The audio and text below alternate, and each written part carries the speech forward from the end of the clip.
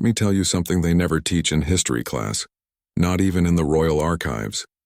There was once a princess of England who did the unthinkable. She looked at a crown, turned away, and chose love.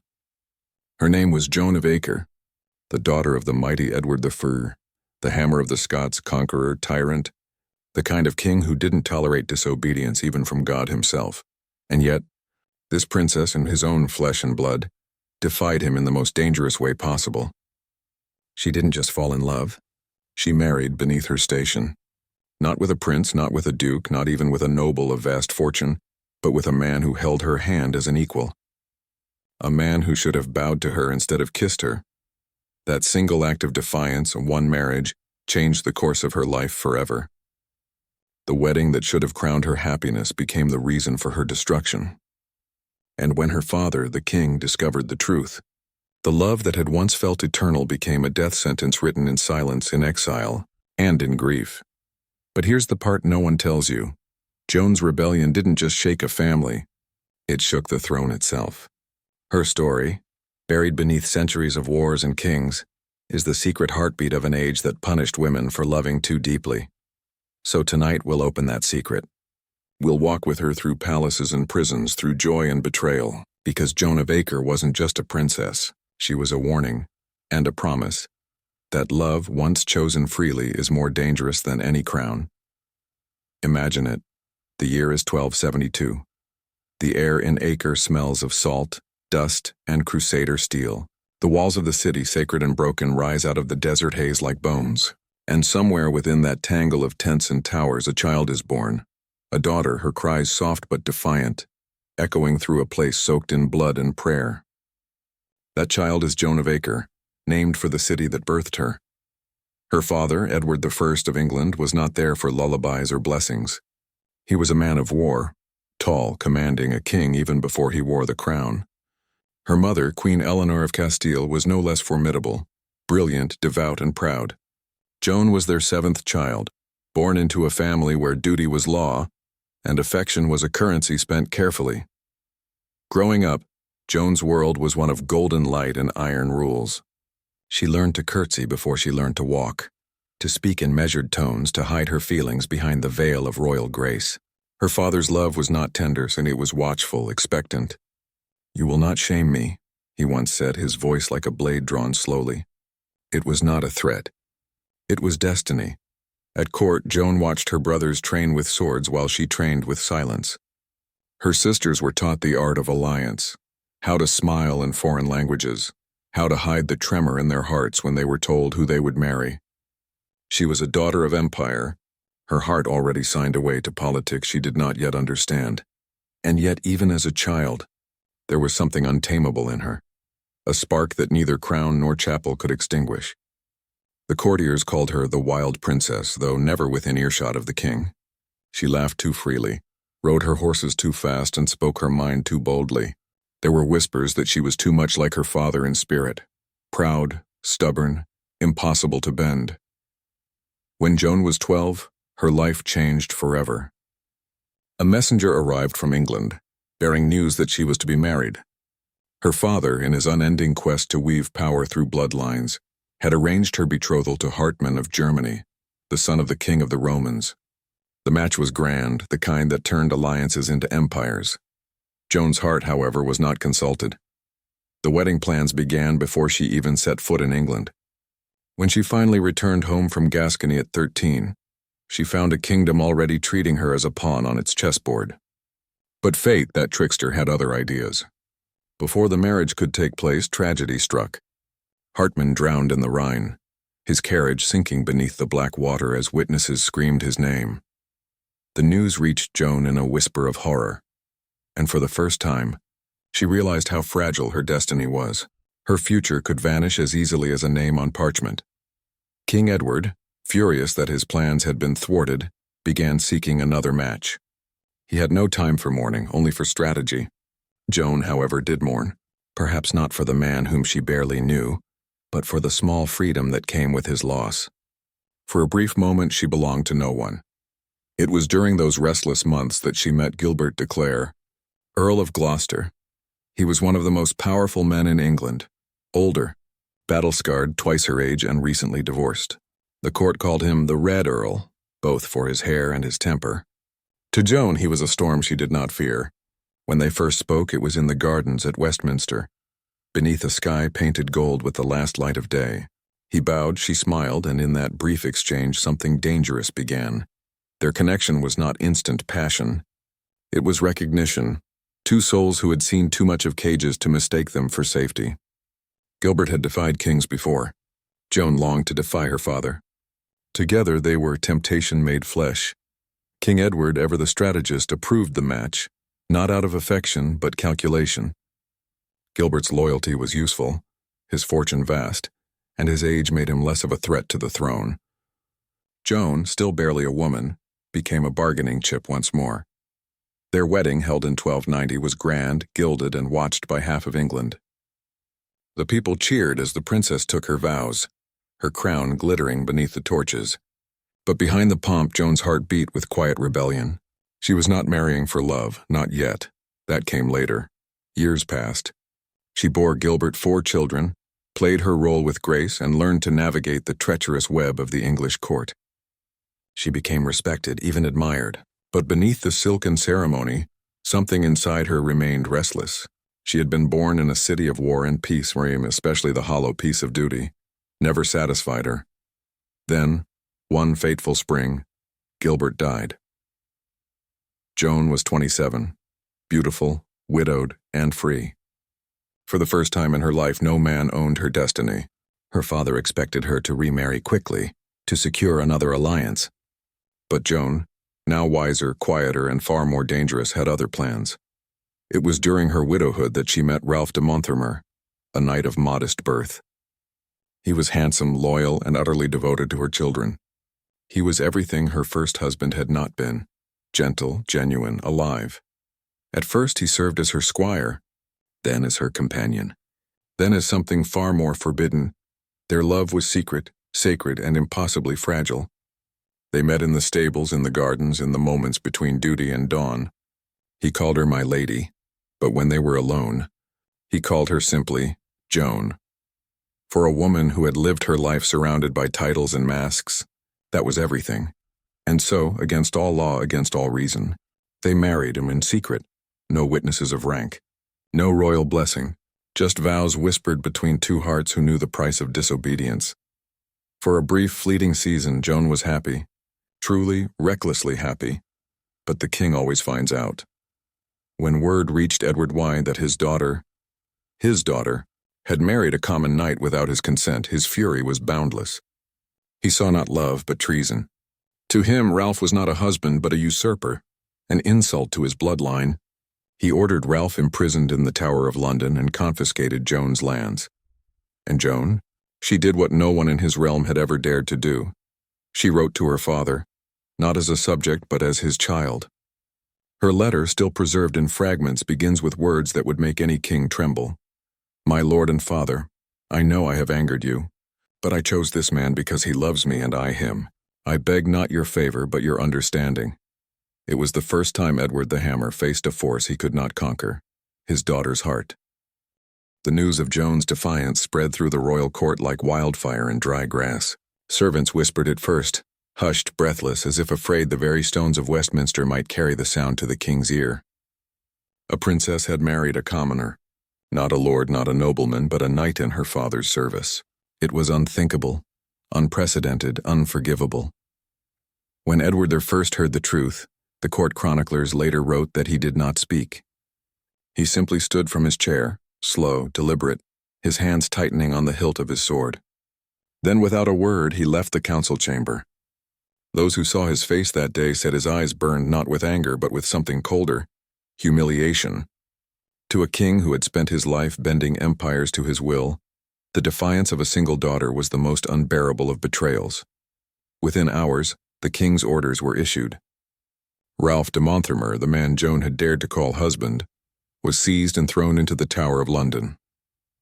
Her estates, vast lands granted to her by her late husband, the Earl of Gloucester, were confiscated.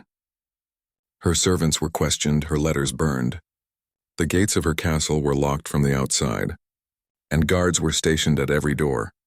For the first time since childhood, Joan of Acre was a prisoner, yet even as the world around her collapsed, she did not plead nor did she crumble. She wrote letters, dozens of them, not to justify herself, but to defend Ralph. "He has done nothing," she wrote, "but love me." Her words were simple, but they carried the weight of defiance that no army could crush. At night, when the candles burned low and the corridors fell silent, Joan would walk to the window and look toward London. Somewhere beyond those towers, her husband sat in darkness, not knowing if he would ever see daylight again. She knew her father's temper. She had seen him execute men for far less. But she also knew his heart, proud, brittle, bound by the strange tenderness he hid from the world. And she prayed not to God, but to that hidden mercy. Days turned into weeks. The king ignored her petitions. Ralph's cell remained locked. The court gossiped endlessly. Some said she would be forced into annulment. Others whispered that Ralph would be executed to erase the shame. But Joan waited, and she planned. Then one day the impossible happened. Edward summoned her to court. When she entered the great hall, every eye followed her. She wore no jewels, no crown, only a plain gown of deep blue, her hair uncovered in a gesture of humility. But there was no humility in her gaze. She bowed before her father, and when she rose, their eyes met. The silence stretched like a drawn bow. Finally, Edward spoke. "Tell me," he said, his voice low and sharp, "what possessed you to do this?" Joan's answer was steady. "Love, my lord." The word hung in the air like a blade. The courtiers shifted, terrified to breathe. Her father's expression did not change. "Love," he repeated, as if testing its taste. "Love has no place in the blood of kings." "Then perhaps it should," she replied. It was the closest anyone had ever come to defying Edward I to his face. What followed was not mercy, but calculation. The king was not a fool. He knew that killing Ralph would make his daughter a martyr and stain his legacy, so he chose a punishment more elegant, more cruel in time. Ralph would remain imprisoned until the king decided otherwise. Joan's letters would go unanswered. Her titles and lands would remain in the crown's possession. Weeks turned to months. Joan's isolation deepened. Her friends vanished, fearful of royal disfavor. Even her children, the young heirs of Gloucester, were taken from her care. Yet she never renounced her marriage. In that silence she found a strange power. Her steadfastness began to move hearts even among those who had once condemned her. Some said the ghost of Queen Eleanor, her late mother, haunted the king's dreams, pleading for forgiveness. Others claimed Edward began to see his own reflection in Joan's defiance, remembering the stubbornness of his youth when he had challenged his father's will. Whatever the truth, the outcome was undeniable. After nearly a year, Ralph was released. No one knows exactly what changed the king's mind. Perhaps it was Joan's persistence. Perhaps it was time's slow erosion of fury. Or perhaps, deep down, Edward had begun to respect the one person who had ever truly defied him, his daughter.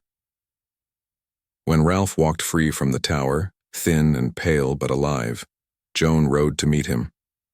The chroniclers say it was raining that day, the sky the color of pewter, the air thick with mist. She dismounted before he could kneel, and for a long moment, they simply looked at each other, a princess and her outlaw husband, reunited not by royal grace but by love's endurance. In time, Edward relented further. He restored part of her estates and formally recognized Ralph as Earl of Gloucester by right of marriage. It was not forgiveness, and not entirely, but it was something close. Yet peace in a royal family is a fragile thing. Joan's health began to wane soon after. The years of strain, childbirth, and heartbreak had carved deep lines into her once radiant beauty. She moved slower, spoke softer, but in her quiet, there was no regret. To those around her, she seemed content, a woman who had paid her price and accepted it. She lived quietly with Ralph, raising their children, watching the tides of power shift from a distance. The court, so quick to scorn her once, now viewed her with a strange, reluctant admiration. She had dared to do what queens feared to dream of, to love on her own terms. But fate, ever jealous of those who defy it, was not finished with her. In the winter of 1307, Joan fell ill. The physicians came and went, muttering of humors and fever. Ralph sat by her bed, holding her hand through long nights of pain. Her father, now an aging king weary from years of conquest and grief, was far away in Scotland, waging yet another war. He would never see her again. On a cold April morning, Joan of Acre took her final breath. She was 35 years old. When word reached Edward, the great king wept. Those who served him said they had never seen him so broken. "She was my rebel," he whispered once, "and my heart." He ordered her buried with honor beside her first husband, the Earl of Gloucester. Some say it was to maintain appearances, to preserve the dignity of her title, but others believed it was his final attempt to rewrite history, to pretend that her love, her rebellion, her defiance had been only a fleeting folly. But love leaves echoes, and Joan's never faded. Years later, when Ralph himself died, his last request was simple: to be buried near her. It was denied. Kings still ruled even the dead, but his tomb bore her name. To Joan, my lady, my heart, and somewhere, beneath the endless stone and silence of England, two souls who defied the world rest not apart, but together, because love, once chosen freely, never truly dies. Death does not silence the stories of the brave, and it amplifies them. And for Joan of Acre, her death only deepened the pulse of her legend. Her name, whispered once in scandal, began to echo differently in the corridors of time. She had died young, yes, but not forgotten. Not erased. Her defiance, her love, her quiet rebellion began to shimmer in the memories of those who had once judged her. It is one thing to disobey a king. It is another to make that king weep. When the news of her passing spread across England, there was no proclamation of mourning from Edward I. Yet those who served in his retinue spoke of the way he paused before her letters, his hand trembling ever so slightly before he set them down. The mighty hammer of the Scots, the man who had never known fear on the battlefield, could not face the ghost of his daughter's forgiveness. At Westminster, the courtiers spoke of her softly now. The gossip had dulled into reverence. Women of the court remembered her laughter, the way she'd once danced barefoot on the green lawns of Windsor before the eyes of a startled household. Men remembered the glint of her wit, the courage in her gaze, and in the markets and taverns where the people told stories that the chroniclers refused to write, she became something more than royal. She became human. They told tales of how she'd loved a man not for his title but for his soul, how she'd stood before her father's wrath and did not kneel. To the people, she was not the king's daughter.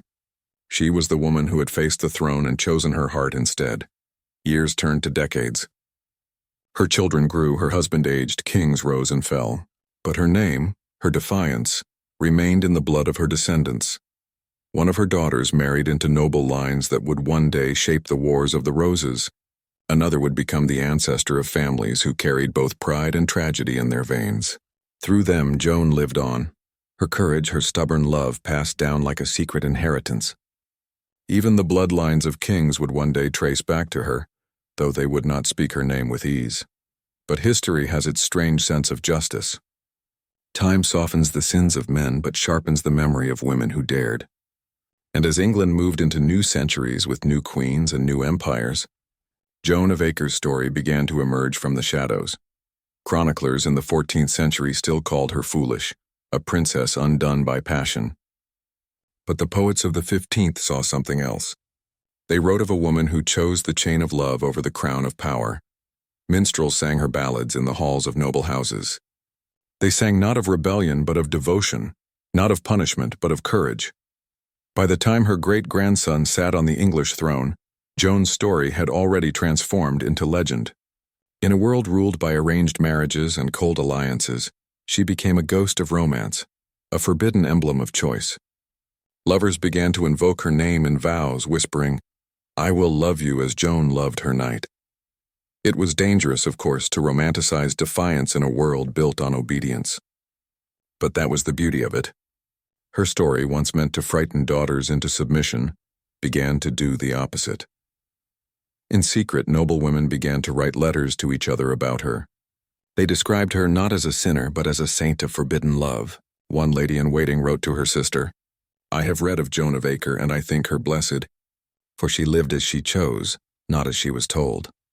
And as the centuries turned, England's queens, some powerful, some powerless, began to see their reflections in her story. When Anne Boleyn stood before her judges, accused of defying her king, some said she quoted Joan's letters in secret. I beg not your favor but your understanding. Whether the story is true or myth hardly matters, it endures because it feels true. Even Elizabeth the Fair, who built her life on the refusal to bow to any man, was said to have remarked on Joan's courage when reading old court records. She loved too well, the Queen murmured, and for that, they punished her.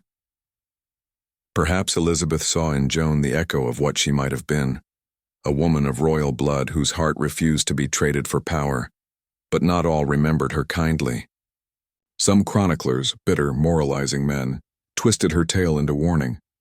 They wrote that her defiance led to her early death, that her love cursed her bloodline. They turned her into an example not of courage but of disobedience punished. A daughter who disobeys her father disobeys God, they wrote. And yet, centuries later, when history forgot their names, Joan's lived on.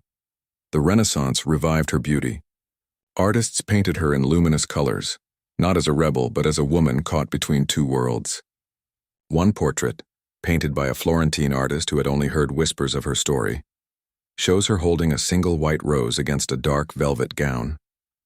The inscription beneath reads, Amor vincit omnia, love conquers all. In that era of art and rebirth, Joan's defiance was no longer seen as sin, but as destiny. Her image appeared in tapestries and stained glass, her eyes turned toward heaven, her hands clasped around a heart instead of a crown. She became, in a way, a saint of secular love, the patron spirit of those who dared to choose their hearts over their duty. But even saints are remade to fit their times. When the Victorians rediscovered her story, they dressed it in lace and sorrow. They loved tragedy, and so they made her their tragic heroine. Painters depicted her kneeling in her father's presence, a tear falling on her clasped hands while her imprisoned husband looked out from behind iron bars. Poets wrote of her as the pale bride of Acre, doomed by love's rebellion. Yet even through that romantic distortion, the truth flickered, that she had chosen. That she had lived not as a puppet, but as a woman who took her destiny in her own hands no matter the cost. And so Joan of Acre, the princess who once scandalized a kingdom, became timeless. Her story became a mirror, reflecting the fears and hopes of every age. By the 20th century, when historians finally began to dig past the legends, they found in her letters, her land grants, and her household records a portrait of a woman, both ordinary and extraordinary. She was not just a dreamer. She was a manager, a negotiator, a mother, a ruler of estates who handled accounts with precision. She was not reckless. She was deliberate. Her choice of Ralph was not just love but survival. The decision of a woman who wanted to live life as her own, not as her father's instrument. Today, scholars call her one of the first women in English history to marry for love in defiance of royal power. Her courage changed the laws that came after her, laws that began to allow royal women more agency in their marriages, however slowly. Her name appears now not in scandal, but in studies of female independence, and every time a historian reads her letter, that trembling parchment where she begged not for forgiveness, but for understanding, they stop. Because in those words lies a truth so raw it could have been written yesterday.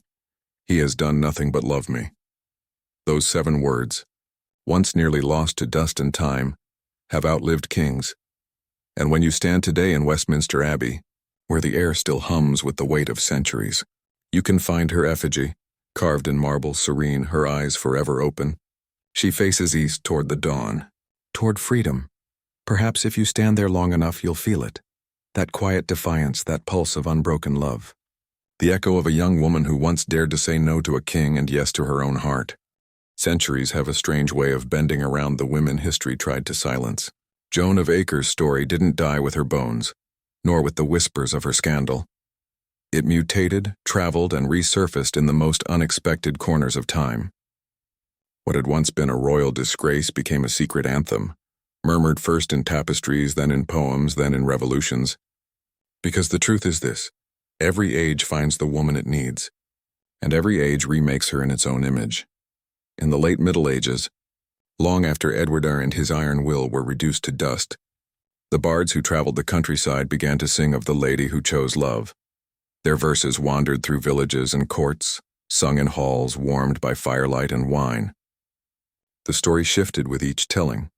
Sometimes she was a queen, sometimes a knight's wife, sometimes an unnamed princess who fled her father's wrath. But the soul of it never changed. She was always the woman who had looked power in the face and chosen her heart instead. The common folk adored her. For them, Joan was not royalty. She was hope wrapped in human form. She proved that even the highborn could bleed, could love, could defy the gods of gold and lineage. And yet, for the scholars and chroniclers who wrote history, her story remained a wound. They recorded her marriage as rash, her death as premature consequence. They wrote with ink mixed from contempt and fear that her act might be repeated. Because rebellion once imagined cannot be unimagined. Even if it is crushed, even if it is buried, it lingers. It waits. Then came the age of queens, when Mary Tudor took the throne, the first woman to wear England's crown in her own right. She inherited not just her father's empire, but the ghosts of every woman before her who had been told she could not rule, could not choose, could not feel without permission. In the private corners of her court, Mary's tutors and advisors whispered warnings of Eve, of Jezebel, of Joan of Acre. The princess who defied her father lost all, one confessor reminded her. But Mary, who had lived through her own father's rage, understood the cost of obedience. Better lost for love than chained by duty, she murmured once, though no scribe dared record it. When her half-sister Elizabeth took the throne, the ghost of Joan found her again in portraits, in plays, in the very pulse of the Renaissance court. Elizabeth's own chroniclers reshaped Joan's story to suit the Virgin Queen's myth. They painted Joan not as a lover but as a woman of unbreakable spirit, a daughter who stood against the weight of kings. In one court masque performed for Elizabeth, a character clearly modeled on Joan proclaims, "I have no crown but my heart, and it is enough." The Queen smiled at that line, they say. Perhaps she saw herself in those words, or perhaps she simply admired the audacity of the woman who had first dared to speak them. By the 17th century, Joan's name began to surface in ways the old kings would have feared. The early feminists, women who could barely whisper their ideas without risking ruin, found her story intoxicating. Lady Mary Roth, a poet of the Stuart court, wrote of a heroine who loved not as commanded, but as compelled by the soul. Scholars today agree it was Joan in disguise. To love, as compelled by the soul, was to challenge the divine right of men to decide women's fates. And so, Joan's rebellion became philosophy. When the Enlightenment swept through Europe, the thinkers who questioned kings and gods alike began to look backward, to women like her. French pamphlets compared her to Eloise, the scholar who defied her monastery for love. In London, women reading the early novels of Aphra Behn and Frances Burney would pause at certain heroines, headstrong, tender, unbending, and whisper, "That is Joan." Her defiance had outgrown her name. It had become a symbol, but her resurrection was far from over. The real transformation came with the Romantics. The 19th century adored tragedy. And what greater tragedy than a princess punished for loving too much? Poets began to breathe life into her again.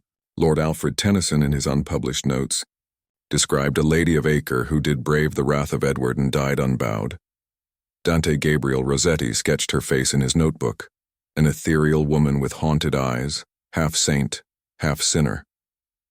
Painters draped her in silks, clutching a letter or a rose, her eyes turned toward the horizon. They gave her the aesthetic of doomed romance, because that was how the Victorians understood rebellion.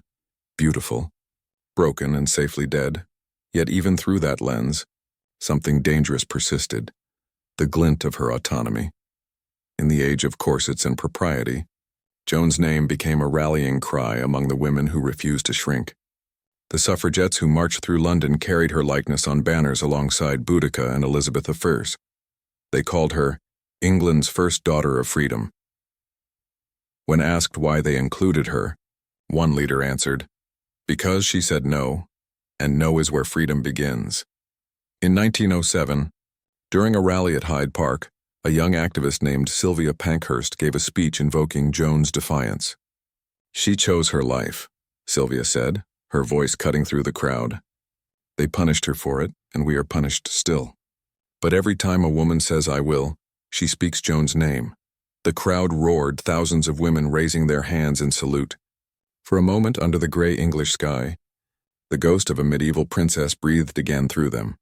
From scandal to saint, from warning to weapon, Joan of Acre's evolution mirrored the evolution of womanhood itself. She had begun as a story of punishment and ended as a story of power. But even then, the scholars kept trying to define her. Historians debated whether she had truly married for love or simply for independence. Some argued that she'd been naive, a pawn in a game she didn't understand. Others, mostly women, saw in her a kind of political genius, someone who had understood the machinery of monarchy and chosen the only escape it allowed. In 1962, a historian named Margaret Wade LaBarge wrote a paper titled "The King's Daughter Who Dared." It was one of the first academic works to treat Joan not as an outlier, but as a woman of agency. Her love, LaBarge wrote, was an act of resistance against the machinery of power, a defiance that reshaped the moral imagination of her age. That sentence, reshaped the moral imagination, would echo through classrooms for decades. And yet, outside academia, Joan's story was still raw, still alive. In novels, she appeared as both heroine and cautionary tale. In 1970, a BBC dramatization of Edward the Fern portrayed her as the tender heart of an age of steel, the daughter who melted the Iron King. The closing line of the play still lingers in the memory of those who saw it. He built a kingdom, but she built freedom. Today, in the age of endless screens and digital myths, Joan's story has found a new home. Documentaries, podcasts, and YouTube historians resurrect her voice, rediscover her letters, retell her rebellion. Modern audiences, weary of perfection, are drawn to her humanity, her flaws, her courage, her yearning. She is no longer just a medieval figure. She is every person who ever dared to choose the uncertain path of love over the comfortable chains of expectation. In online forums, people quote her words. "He has done nothing but love me," not as history but as a mantra. Artists reimagine her face with modern eyes, brown hair tousled by wind, steel in her gaze.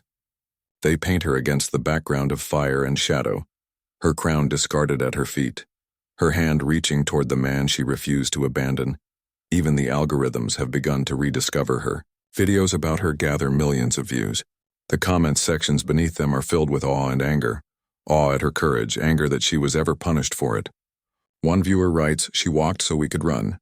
Another, "I didn't know this story. And now I can't stop thinking about her." And perhaps that is the truest immortality. Not statues, not tombs, but memory carried by strangers centuries apart. Joan's rebellion, a daughter's love turned into legend, has become more than history. It has become a story the world keeps telling itself whenever someone asks, "What does it mean to be free?" And in that question she lives again. Her effigy still rests quietly in the abbey, but her spirit walks in the voices of those who will not be silenced. The woman who once defied her father now stands beside every girl who defies the world. The love that cost her everything has become the symbol of freedom that costs nothing less than courage. As the historian Amanda Foreman once wrote, "Every woman in England who claims her own heart walks in the footsteps of Joan of Acre." And maybe that's the final irony, that the princess who was meant to be forgotten became eternal not through her title, but through her defiance. She was not a martyr. She was not a myth. She was a woman. And that, it turns out, was the most revolutionary thing of all. History has a strange heartbeat. It never dies, it only changes rhythm. Some stories fade into dust, others explode into myth, but a rare few, like that of Joan of Acre, evolve into living echoes. You can still feel her pulse in the world we walk through today, not in marble statues or royal chronicles, but in the quiet defiance of every woman who refuses to be told who she can love, what she can do, or who she must become. In the centuries since Joan's death, empires have risen and crumbled, kings have come and gone, and yet her act of rebellion, that single choice of love over obedience, has never stopped resonating. It is strange, isn't it, how one private vow whispered in defiance of a father's will could ripple across 700 years and change the way the world defines freedom. When you look closely, you can trace her fingerprints everywhere, in every novel where the heroine defies a kingdom for her heart, in every courtroom where women fight for the right to choose their destiny, in every protest, every love story, every whispered no uttered by those told to obey. Joan's story was the first tremor in a long earthquake that would shake not just royal bloodlines, but the foundations of power itself. But to understand her legacy fully, you must go back, not to her lifetime, but to the silence that followed it. After her death, her name was meant to vanish, her act meant to be erased. Edward V had ordered the chroniclers to record her obedience, not her defiance. The scribes obeyed on parchment. But people, they remembered. The servants, the courtiers, the maids who watched her walk into the storm with her chin high, they told their children. And their children told theirs. And so even when her story disappeared from history books, it survived in the pulse of oral memory, where truth always hides when power forbids it. When I imagine Joan, I don't see her as marble or myth. I see her alive, the firelight flickering across her face as she writes that trembling letter to her father. He has done nothing but love me. I see her sealing it with wax, her fingers shaking not from fear but from certainty. She must have known that letter could destroy her, yet she wrote it anyway. That's the kind of courage that doesn't come from royalty. That comes from something rawer, truer, from being human. It is easy to think of courage as something loud, battles, speeches, revolutions. But Joan's courage was quiet. It was the kind that doesn't demand an audience. It simply acts. Centuries later, when historians rediscovered her letters, they found that same quiet strength in every line. They found a woman aware of the cost, aware of her father's wrath, aware of the gossip that would devour her name, and yet utterly unwilling to bend. Her words were not romantic. They were resolute. I chose him, she wrote, and I would again. And in that defiant simplicity lies the seed of modern love, the radical idea that love should be a choice, not a command. We take that for granted now. We forget that for thousands of years love was a matter of power, of property, of strategy. Kings married for alliances, not affection. Women were pawns in the grand chessboard of dynasties. Joan of Acre changed that, not through laws, not through revolutions, but through one forbidden kiss that rewrote the script of royalty.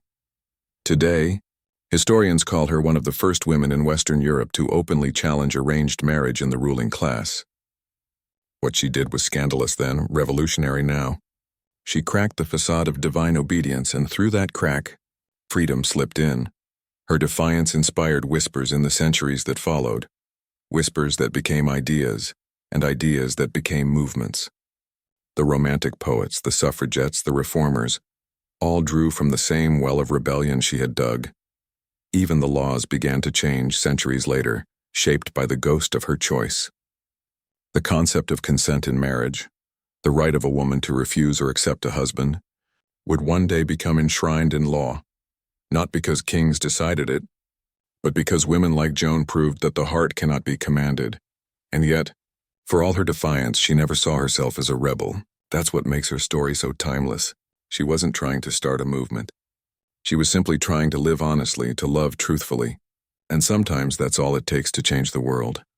When we tell her story now, we often forget how human it really was. The damp stone corridors, the ink-stained fingers, the smell of wax and parchment, the fear in her chest when she heard the guards coming for Ralph, the way she must have pressed her hand to her heart and whispered his name, praying it wouldn't be the last time. Those are the details that matter, because those are the moments where courage lives, in the quiet spaces between terror and choice. The poets were right. Joan's story is not tragedy. It's transformation. She lost everything that defined her titles, her lands, her father's favor, but in losing those things, she found something no crown could give her: freedom. And freedom, once tasted, is contagious. Even now, if you walk through Westminster Abbey and find her tomb, you'll notice something small but extraordinary. Her effigy lies not flat but slightly turned, her head tilted as if listening. It's as though she's waiting, not for forgiveness, not for remembrance, but for understanding. For someone, centuries later, to look down and finally see her for what she was. Not a rebellious princess, but a woman who dared to live on her own terms. Visitors leave flowers sometimes. White roses mostly, the symbol of pure love. Some leave notes tucked between the cracks of her marble tomb. Messages like, "You were right to choose him. You remind me of me."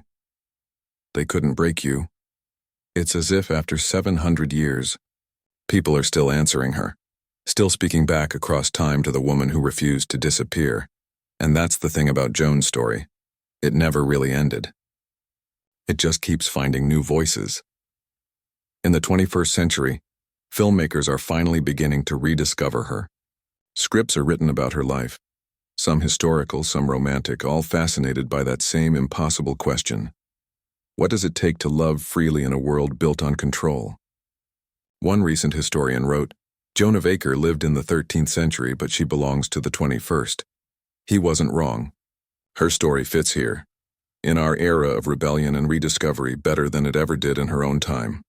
She is every person who ever loved against the rules, every daughter who ever said no to authority, every human being who ever looked at the world's expectations and thought, there must be something more. And maybe that's why she still captivates us. Because her story isn't just about royalty or love or defiance. It's about what it means to be alive. To risk comfort for truth. To lose everything and still call it freedom. When you strip away the titles, the castles, the crowns, what remains is a young woman who loved deeply, fought quietly, and refused to let fear decide her fate. That's the story that survives. That's the story that matters. So when people ask why we remember her, why her name still glows in the dark corners of history, I think the answer is simple. Because Joan of Acre reminds us what it means to be human. She was not perfect. She was not pure, but she was real. And sometimes being real is the bravest act of all. And perhaps, if she could speak now, across centuries of silence, of misinterpretation, of myth, she would not ask to be remembered as a saint or a sinner. She would ask to be remembered as what she always was. A woman who loved and who refused to be ashamed of it. That is her legacy. Not the scandal, not the exile, not even the rebellion, but the quiet, enduring truth that love, honest, imperfect, defiant love, and is the most powerful form of freedom there is. And that, perhaps, is why even now when you hear her name, Joan of Acre, something stirs deep inside. Because you recognize her. You've met her before, maybe in yourself.